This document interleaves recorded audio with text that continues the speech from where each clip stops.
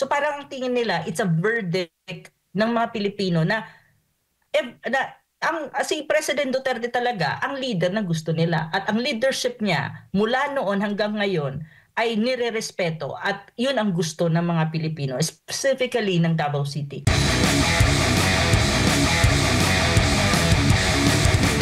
Prof, ito pong nangyayari ngayon na kaso kay former President Rodrigo Duterte from a domestic issue.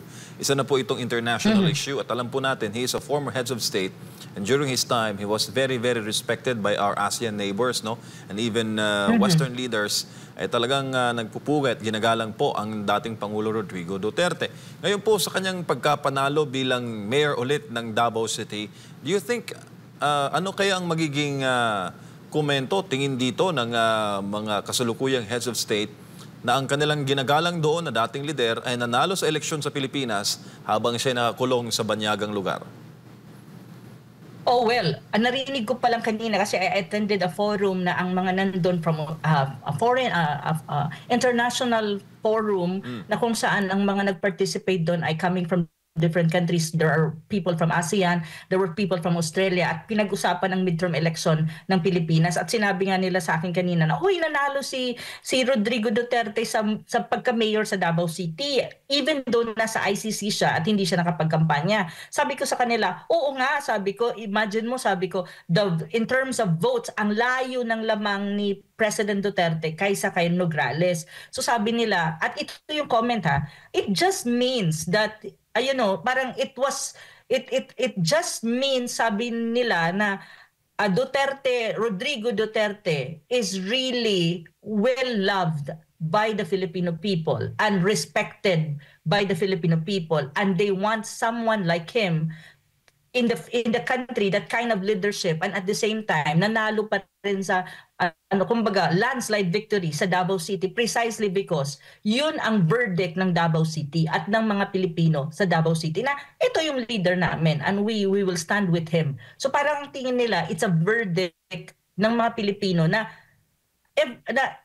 si President Duterte talaga ang leader na gusto nila at ang leadership niya mula noon hanggang ngayon ay nirerespeto at yun ang gusto ng mga Pilipino, specifically ng Davao City. Kasi mayor siya ngayon, nanalo siya, landslide victory sa Davao City. So yun yung comment nila kasi pinag-uusapan namin kanina yung impact ng midterm election, of course, sa domestically and even regionally speaking, at sobrang natutuwa sila na nanalo si President Duterte sa pagka-mayor. Tapos ang inad ko nga lang na information is it was a landslide victory, sabi ko. At saka sabi ko, hindi lang si President Duterte ang nanalo. Lahat ng Duterte nanalo sa Davao. Yung dalawang congressman at saka I think and vice mayor, sabi ko. So sabi nila, so ibig sabihin, talagang kahit anong paninira daw na well, pinukol kay President Duterte, pinupukol kay BP, pinupukol sa mga Duterte. At the end of the day, you can really see the will and the verdict of the Filipino people that they really admire, respect, and love the former president. So kumbaga, ang boto kasi, yun nga yung yun ang reflection mo kung ano ang pulso ng mga Pilipino at anong pulso ng Davao City. So malinaw yun, sabi nila. So sabi ko, yes. Hindi na nga ako nag-explain sila na ang nagsabi sa akin. So ako naman, yes na lang ako ng yes na, yeah, I understand and that's really true. That's what I feel as well, sabi ko. So yun yung tingin ko at yun din ang tingin ng ating mga karating na bansa and even outside of ASEAN region. Ang tinatanong lang nila sa akin kanina is, paano mag-oath daw si Pangulong Duterte since detained siya sa ICC? Paano siya mag-oath? Kasi syempre dapat mag-oath siya para maging official ang kanyang pagiging mayor ng Davao City. At saka yung mga tanong lang kanina, of course, kasi curious ito, mga foreigners from different countries, tinatanong din nila ako na how he can possibly function as the mayor of Davao City since he's still in ICC detention. At tinatanong din nila ako if do you think the former president will be able to be released anytime soon? Ang sagot ko lang, sabi ko, hindi naman mahirap magtrabaho si Mayor Duterte kako, even nasa ICC at mga kapag-OT yan, doon na lang siguro siya mag-OT. Sabi ko kasi in the very first place, for how many years siyang naging mayor, siguro in and out at kahit sa kalingkingan, sa pinakasulok na ng Davao City, alam na ni Digong yan, kako. Kahit nakapikit siya, alam niya kung paano i-resolve kung may problema ang city niya. Kasi matagal niyang hinawakan yung city as mayor, vice mayor, at doon na siya, naging sino siya as a public servant. So sabi ko, that is not a problem when you talk about paano niya i-manage yung city as the mayor. And I think I said there will always be a way para makapag-oath siya even though he is detained at the moment in the ICC. So parang sabi ko, pero hindi ko lang masagot yung kanina, yung tinatanong sa akin, if in any case, makakaalis na ba si Pangulong Duterte sa detention niya sa ICC. Sabi ko, that is something that I cannot really have a concrete answer precisely because it really depends on the ICC judges. And I think I said it depends as well sa defense team kung ano yung mga strategies nila, which is I'm not wala akong alam, sabi ko, kasi hindi naman ako part nun. So yun yung mga napag-usapan kanina na may kinalaman na sagot sa tanong mo, MJ. Yeah. Po, ma'am, last na lang, I will be asking this in good faith. Halimbawa, for the sake of conversation po, ma'am, no? Ano kayo magiging epekto sa pagiging presidente ni President Marcos Jr. At ano kayo magiging tingin sa kanya ng kanyang mga kapwa lider sa Asia kung sakali, no?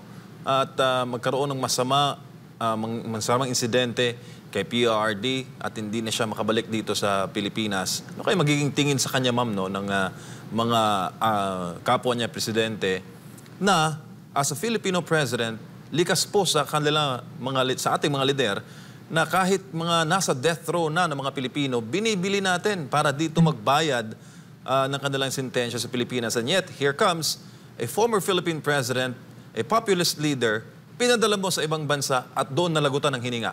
Ma'am.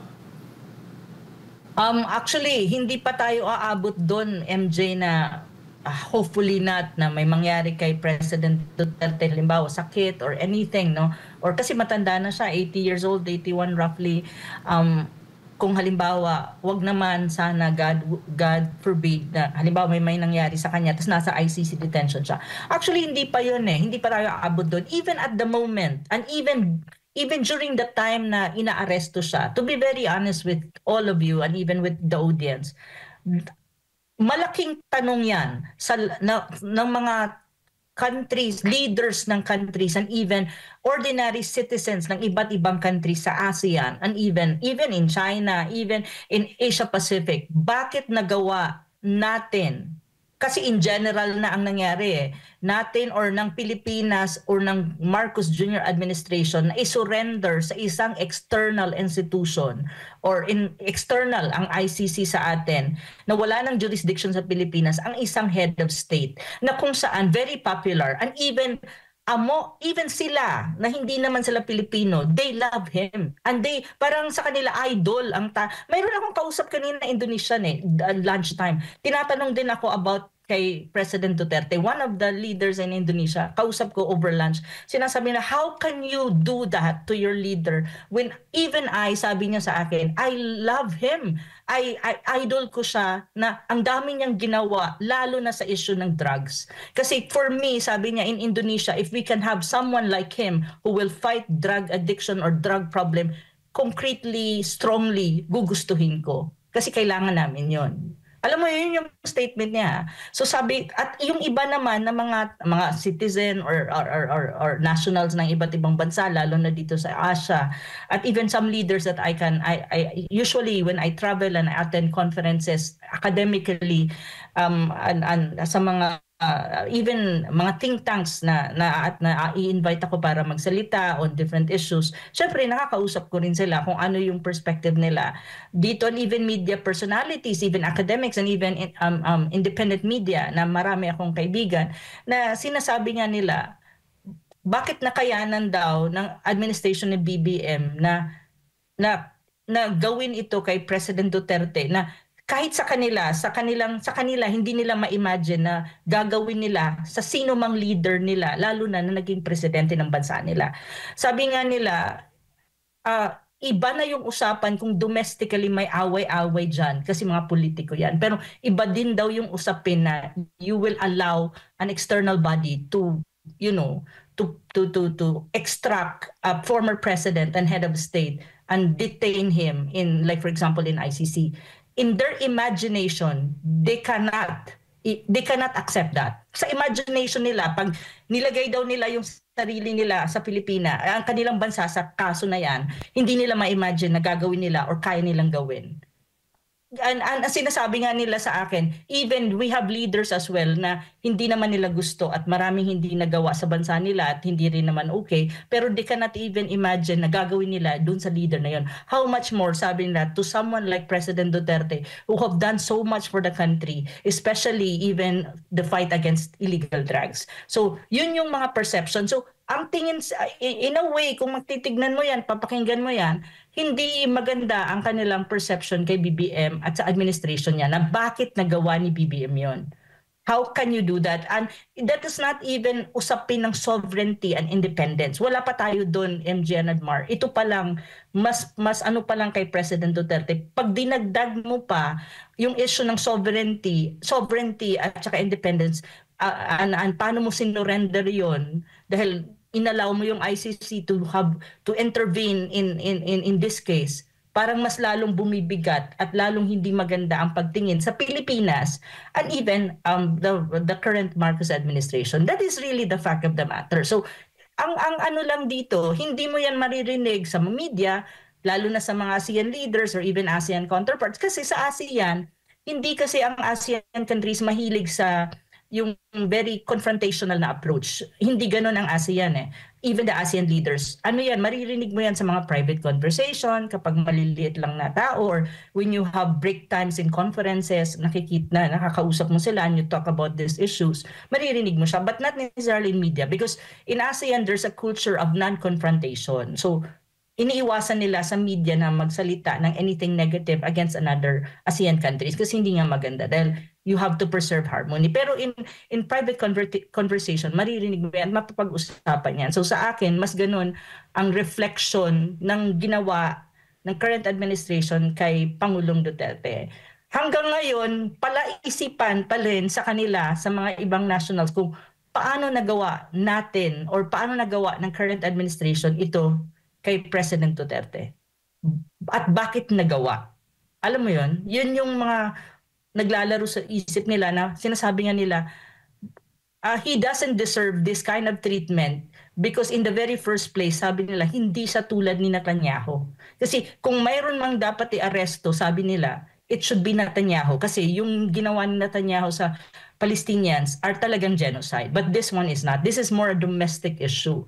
It's not even an international, some kind of issue. So yun yung mga sentiments ng ating mga kaibigan sa iba't ibang parte ng mundo, hindi lang ng ASEAN, iba't ibang parte ng mundo. Kasi sa awa ng Diyos, nagkakaroon ako ng chances pag nag-travel ako and I attend conferences, international conferences, na makasalamuha yung iba't ibang lahi na nanggagaling sa iba't ibang bansa. Tapos lagi nila akong tinatanong dito sa issue ni President Duterte at ng ICC. Kasi para hanggang ngayon hindi pa rin nagsisink in yung sitwasyon na nandun siya sa ICC detention. Kasi yung Indonesian colleague ko kanina who's working, actually yung Indonesian colleague ko is actually working for ASEAN, sa ASEAN mismo, sa Jakarta.